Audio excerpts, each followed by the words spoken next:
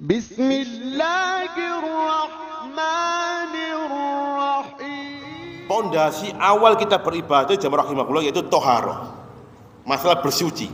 Ini penting ini. Kalau kita nggak paham masalah bersuci, wah bahaya itu, bahaya. Ya, terus nggak bahaya tok ya, darurat ini. Toharoh itu jamaah rahimahullah. Bab yang pertama kali dibahas oleh para ulama fikih adalah tentang al-miyah, yaitu air. Ya. Air ini jamaah 24 jam kita ini selalu bergelut dengan air. Tapi kadang-kadang kita nggak paham masalah air itu. Ya. Kalau kita buka kitab fikih misalkan, mereka membagi air menjadi 4 bagian. Dan masing-masing punya ketentuannya sendiri-sendiri. Yang pertama yaitu al-ma'ul mutlak, air mutlak, ya. Air mutlak. Air mutlak adalah air suci dan mensucikan hukumnya. Dia tahirun wa mutahhirun. Dia suci dan mensucikan. Air mutlak adalah air yang mempunyai 3 sifat utama. Tidak berwarna, tidak berasa, dan tidak berbau. Ini air mutlak. Apa contohnya? Air Zam-Zam. Oke, ini bisa dipakai untuk bersuci, berwudu. Mumpung banyak orang pulang haji, jenengan medayo. Ya, bah, wonten Zam-Zame bah, lho ono. Gaya apa? Kula nyuwun sak galon bah. Gaya apa? Gawe wudu. Lah gak apa-apa, pisan-pisan wudu ambek air Zam-Zam. Ya, boleh pakai berwudu. Ya.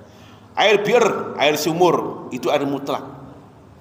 Kemudian air bardi, yaitu air embun, itu air mutlak, boleh kita pakai untuk bersuci, air embun. Air mator, air hujan, itu adalah air suci.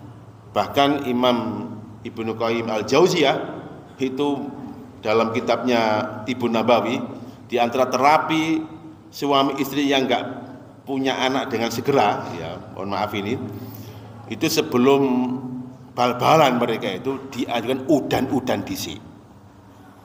Udan-udan, mari udan-udan, atus, kemudian napa? Bal-balan ya. Insyaallah ikut ratilah meteng kok ya. Tuh bal-balan kok iso meteng mak. Nah, gimana kalau air laut? Air laut kan asin, berarti kan dia berasa. Ini juga ditanyakan oleh para sahabat. Ya. Mosok air laut mutlak. Ya, suatu ketika sa'ala rajul ila Rasulillah. Datang laki-laki bertanya kepada Kanjeng Nabi, "Ya Rasulullah, ya Rasulullah, Kanjeng Nabi, inna narkabul bahra." Kami ini biasa berlayar, naik kapal. Wa nahmilu ma'anal qalil minal ma'. Kalau kami berlayar, itu kami ya membawa bekal air sedikit. Fa in tawaddo'na bi atisna. Kalau kami ini berwudu dengan air yang kami bawa bekal itu, wah, kentean nanti, kami akan kehausan. Ya Rasulullah, afala tawadda'u bima'il bahr? Boleh enggak kami ini berwudu dengan air laut? Ini kan asin berasa. Ya. Dia mengatakan, ya, huwa tahur ma'uhu al-hilu maitatu. Air laut itu suci airnya, bisa untuk bersuci dan halal bangkainya. Hadis riwayat Tirmizi. Ini jamaah rahimahullah. Jadi air laut itu boleh. Ya. Yang pertama. Nah, yang kedua, ma'ul mustakmal, air yang bekas dipakai. Mustakmal maksudnya apa? Bekas dipakai oleh menungso.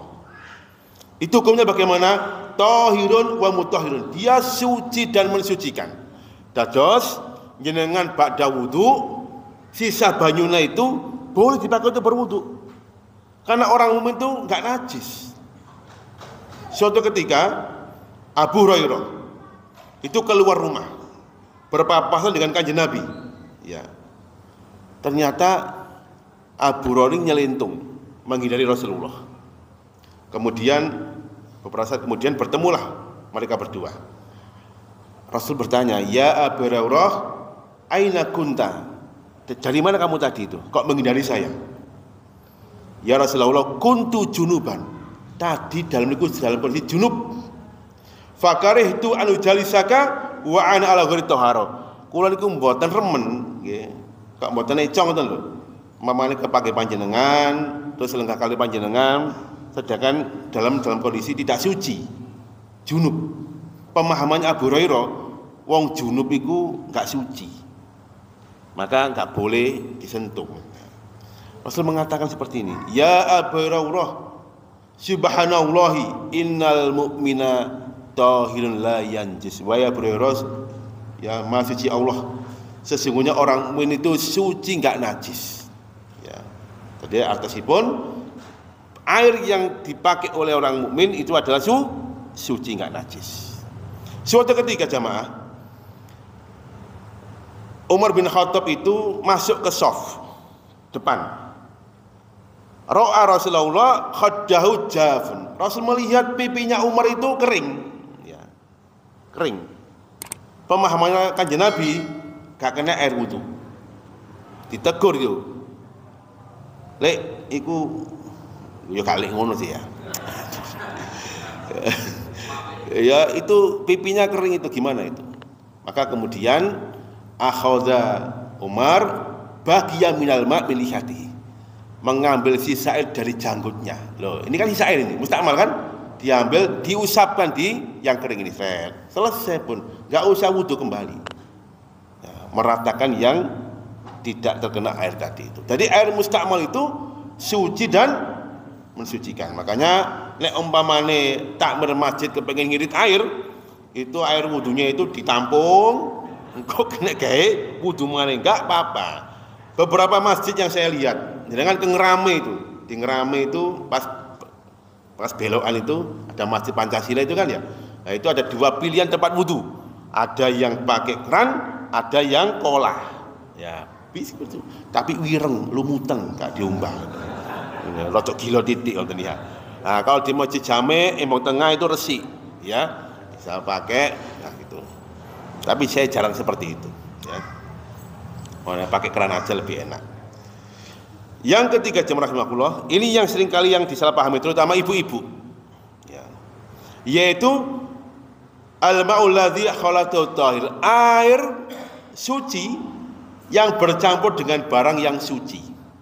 Ya, jadi airnya itu suci mutlak, tapi bercampur dengan barang yang suci. Ini hukumnya tahirun, dia suci, ghairu mutahhirin, tidak bisa dipakai untuk bersuci. Apa contohnya? Contohnya air teh, ya kan? Kan suci itu. Kemudian dicampur dengan barang suci berupa teh. Boleh nggak untuk berwudu itu? Nggak boleh. Air kopi nggak boleh berwudu. Air sabun nggak boleh.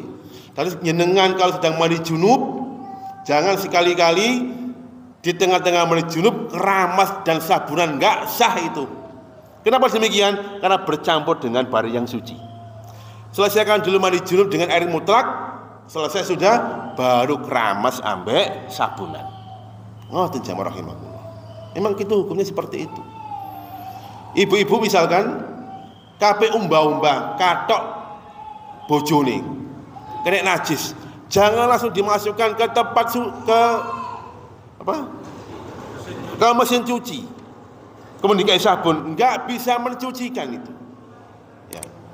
Dikucek dulu pakai air mutlak, baru kemudian ditaruh di mesin cuci. Makanya kalau jenengan biasanya laundry, sing barang-barang dalam itu ojo sampai di laundry no, wes gak dijamin itu bisa suci. Jangan umpama diambak, pakai air mutlak dulu, bersihkan, baru kemudian dipakai sabun. Kita lihat bagaimana Rasulullah, ya, ketika beliau itu memandikan putrinya bernama Zainab, ya, beliau bersabda, "Iksilnaha salasan khamsan aksar." Itu mandikan Zainab itu dengan air mutlak 3 kali atau 5 kali. Jadi kalau kita memandikan jenazah itu pakai hitungan ganjil 3 kali atau 5 kali. Kemudian waja'alna fil akhir bikafur, tutup di akhirnya itu dengan air kapur baru cek wangi. Jadi kita nggak boleh jamaah rahimakumullah mengawali dengan langsung pakai kapur, ya. Wudukan dulu dengan air mutlak, ya. Dan jangan sampai bercampur dengan barang yang suci. Ngoten nggih? Nah, ini saya sering melihat itu keliru, ya. Silakan anak-anak muda itu berwudu pas cuci muka pakai biore, nggak sah itu. Ya, karena dia mencampur dengan barang yang suci. Ya. Nah. Kemudian yang keempat, ya, yaitu air yang bercampur dengan barang najis. Air yang bercampur dengan barang najis. Ini bagaimana hukumnya? Ada dua hukumnya. Yang pertama, tahirun wa mutahhirun. Air yang bercampur dengan barang najis itu bisa suci dan mensucikan, dengan catatan tidak merubah rasa, warna, dan baunya. Tetap terjaga kemutlakannya. Nah, apa contohnya? Di Madinah itu ada namanya Bi'ru Bido'ah, ya, danau Bido'ah, yang biasa dipakai oleh para ummahat sahabiyah untuk mencuci pembalutnya. Kan najis itu kan ya. Ya. Para sahabat kemudian bertanya, ya Rasulullah, ana tawaddau min fil bidoah, boleh enggak kami ini berwudu di danau bidoah itu? Rasul menjawab, al ma'u tahurun la yunajjis syai'. Ya, airnya itu suci dan tidak najis. Ya, kenapa? Karena air bidoahnya tidak merubah salah satu dari tiga sifat kemutlakannya itu. Tetap terjaga, enggak berwarna, enggak berbau, dan tidak berasa. Padha karo jenengan yang ubalan. Ya adus yang ubalan, dek kono sing nguyu barang. Pengalaman aku yang ngono biasanya. Ya, tapi kan tidak merubah warna, kena gawe wudu. Ya Cak ya. Itu kan ya. Nah, itu ya. Pengalaman sing nguyu ya. Nah, itu yang pertama. Nah, yang kedua jamaah, dia najis, ya, tidak suci dan najis apabila merubah salah satu sifat dari tiga sifat itu. Ya, misalkan jenengan wungu jam 2 malam, ternyata jedinge kelebunan batangi tikus, ya. Loh, batangi tikus mlebu jeding. Akhirnya tetap bening, ya, tidak berwarna dan tidak berasa, tapi ambune badek, ya, kena batangnya tikus, maka itu najis sudah. Karena tiga sifatnya dari salah satunya adalah terpenuhi, maka dia najis. Ya.